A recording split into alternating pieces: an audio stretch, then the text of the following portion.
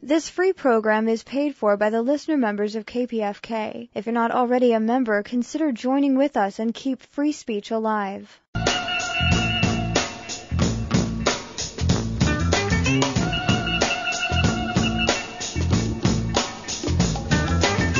Cold, cold eyes upon me, they stare.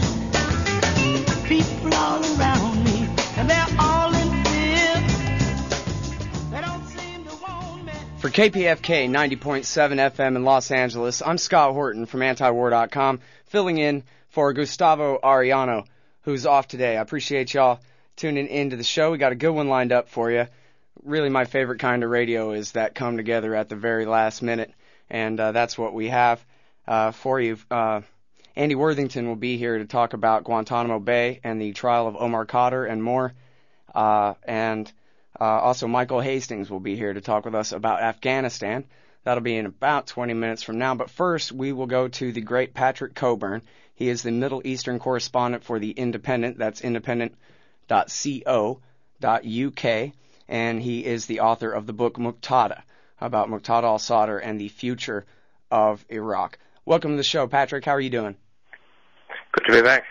I'm very happy to have you here, and I really do appreciate you joining me on such short notice today. So, as you well know, the biggest story of the whole week in 100 different facets is the at least proclaimed end of the Iraq War. And I wonder, just kind of first impressions, what you think of this narrative being pushed this week.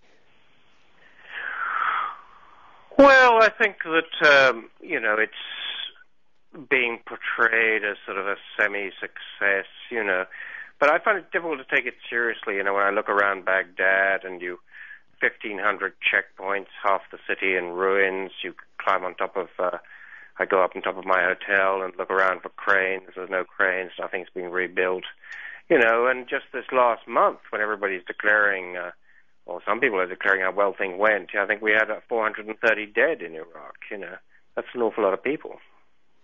Indeed. Well, we've spoken before, and I think you referred to Mogadishu in Somalia as the only city on earth that you know of that's more dangerous than Baghdad. Is that still correct? Basically, yeah. I mean, I know Kabul. I feel much safer walking around Kabul than I do feel walking around Baghdad these days. And so what about the 50,000 infantrymen left behind? They're saying that they're not combat forces, but they're transitional forces. Does that make any difference? I mean, maybe it does, right, in terms of just the PR? I think once, the U.S. forces are pulling out. There used to be 170,000 troops there now.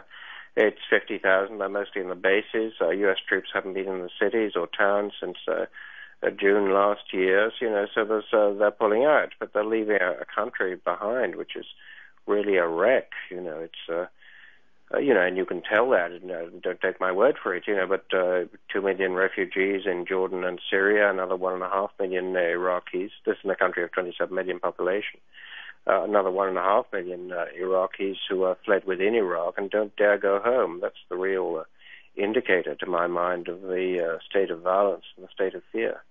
Mm. Well, of course, as you said, they're trying to spin this as at least a partial victory. I guess they try to call it a success more than a victory. Sometimes the V word sneaks into the rhetoric. Is that why America's leaving? Because they won and the mission is finished, basically? No, I think, this was a disaster, whatever way you look at it. There was an attempt, the surge was portrayed as a success, but, I just mentioned 400 plus dead.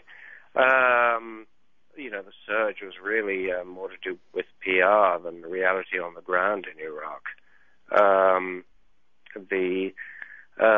This was originally going to be a demonstration of strength by the U.S. as the world's single superpower, and it became a sort of demonstration of weakness, a demonstration of chaos. I find it very difficult to see how anybody can look at Iraq today and say, what a great success we made of this place. I'm Scott Horton. I'm talking with Patrick Cockburn, Middle Eastern correspondent for The Independent in the UK and author of the book Muqtada. And what about Muqtada? There was a very in-depth piece over at foreignpolicy.com last week called The King of Iraq. Is that who Muqtada al-Sadr is, the King of Iraq? Well, he's the one, he's a nationalist and a Shia and a cleric, and, that really counts at the moment. He did well in the recent election. He's, much regarded with some horror by the Pentagon and the White House. Personally, I think they make a mistake, because he's a sort of genuine Iraqi nationalist. I don't think in the long term he's in the pockets of the Iranians or anybody else. I think it would be much better if the U.S. looked at genuine nationalists rather than people who, spout a lot of patriotic rhetoric, but are seen by Iraqis as being in the pocket of foreign powers, whether it's, the U.S. or anybody else. Mm-hmm. Well, oftentimes in your reporting and a lot of other places, I've read and heard Sunni Iraqis talking about how the Shiite government in Baghdad is not a government of Shiite Iraqis, but that's the Iranians. Do you think that if Muqtada al-Sadr really, if they formed the government and he was the real power by whoever was prime minister, that the Sunni Iraqis who've pretty much lost power in this war would be able to see him more as an Iraqi than a front for the Iranians, the way that they look at Nouri al-Maliki? Right. I mean, one of the unfortunate things about Iraq, it is a deeply divided society, and has got more since in recent years, is, you talk to a Sunni and, many Sunni friends, and they say, I'm not sectarian at all, the Shia, I don't care if somebody's Shia. And then you mention specific people like Muqtada or the Grand Ayatollah Sistani or the Prime Minister Nouri al-Maliki, and they say, he's an Iranian spy, So they kind of think of themselves as accepting Shia, but when you mention any specific Shia leader, they say, he's an Iranian spy. In fact, it's all a form of sectarianism. They don't really accept the Shia being in power.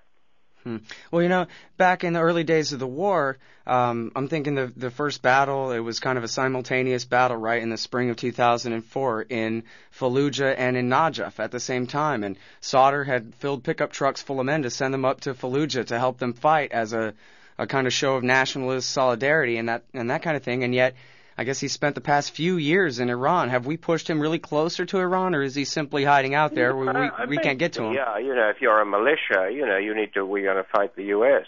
You're going to go to the enemy of my enemy is my friend. I mean, it's a cliche, but it's true in Iraq. It's true in most places, but it's particularly true in Iraq.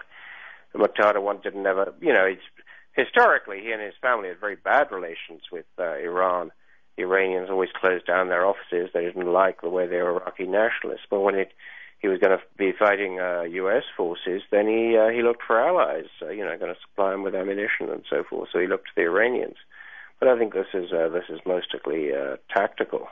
I think that Iraqi, the different communities in Iraq, Kurd, Shia, Sunni, when they're really under pressure, they look to their foreign allies.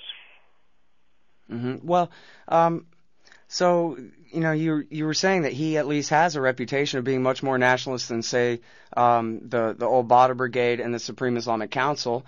And of course, in your book, you point out that he was among the only Shia with real influence who did not flee to Iran during the Iran-Iraq War and the worst times of Saddam Hussein's oppression against the Shia. So he really did have a lot of street credibility, but not at all anymore with the Sunni. I guess you can see where I'm going with this. Is I'm hoping that this society can heal once America finally does leave. That the killing will finally stop. How long? I mean, the problem is that you've had a pretty bitter sectarian civil war between Shia and Sunni. One time we had 3,000 dead bodies turning up every month, most of them tortured. It takes a long time for people to forgive or forget that sort of thing. There's talk, I see stuff in the papers saying sectarianism is dying away. But hold on a minute, if your relatives have been murdered, you don't forget about that in a few months because of something nice you've read in the newspaper, How long did it take America, the United States, to forget about its civil war? These things imprint themselves on the collective memory of a people and take decades to even to mitigate, and not, and even then they're remembered. Well, and I guess we've kind of alluded to this in this interview, Patrick. Again, everybody, it's Patrick Cockburn from The Independent in England.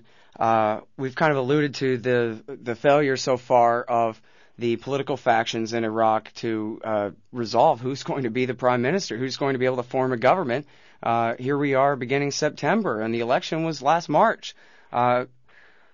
Well, I guess my question, though, is I think you've explained to me before, really, the reason that even though the violence is still horrible compared to anywhere else on earth, the reason it's so much less than it was in the worst days of 2006 and 7 is because the Shiites really won that civil war. And the balance of power in Iraq is more or less where equal armed force on the ground would have it. So I wonder if, even with this political impasse, do you think that really still means, or do you think there's much possibility that it would break out into real open warfare again like it was in those worst days? I don't think so. But as you said, there are kind of winners and losers. The Shia are 60% of Iraqis, Kurds are 20%.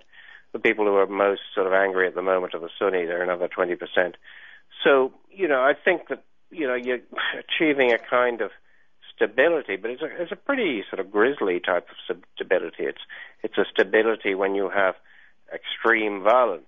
We talked about, I think, 430 killed over the last month. This is a very large number of people. You have stability when the different communities all hate and fear each other, and that might go on for quite a long time, not getting worse necessarily, turning into a real civil war, but perhaps not getting better either. So you have a country which is, it exists, it hangs on, there's oil money, there's some positive things. But it's still not a country that most of us will want to live in, and most Iraqis would like to leave. Well, I was talking with Aaron Glantz the other day, another great unembedded reporter from especially the early days of the Iraq War, and he was saying that, for what it's worth, he's actually pretty surprised that we are down at 50,000 troops. Of course, there's still a lot of mercenaries in the country, and Hillary Clinton wants to bring in even more and that kind of thing. But he said, He thought Barack Obama would have found an excuse to back out of the deadline for getting down to 50,000 infantrymen, and he stuck with it. Do you think that, of course, there's all these leaks all over the media, Patrick, about the guys in the Pentagon want to stay. They do not want to give up that country at all. What do you think is going to happen there? I think the U.S. is going to pull out, and I think it's a smart thing to do. Why is it not, at a certain point in 2008, Iraq stopped being covered by most of the American media. Why did that happen? Because American soldiers are no longer being shot dead or being blown up. But on the other hand, if they keep troops there, those casualties will start rising again. And again, Iraq will become an issue.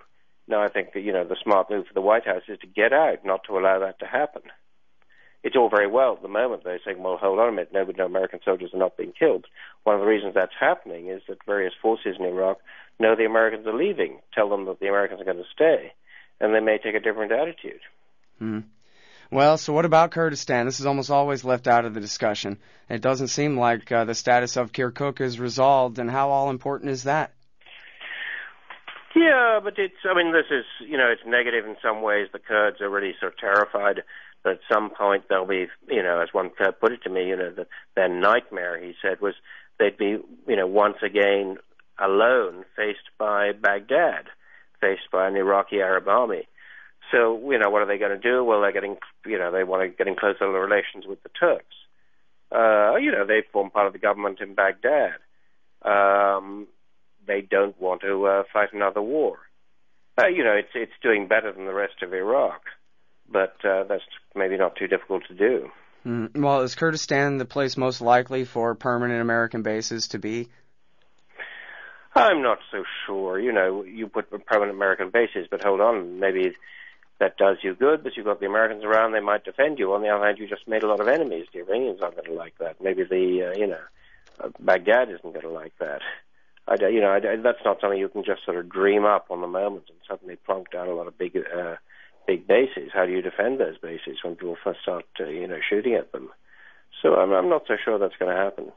Well, now the Turks and the Iranians both have done cross-border assaults and raids on the PKK and the PJAK rebels up there in the mountains. At least they've tried to. Is that the kind of thing that's likely to escalate much, or that'll stay sort of the lowest level kind of warfare? I guess the real question there is how powerful... I'm sorry. You might have some more fighting, but, the kind of these are little sort of pressure points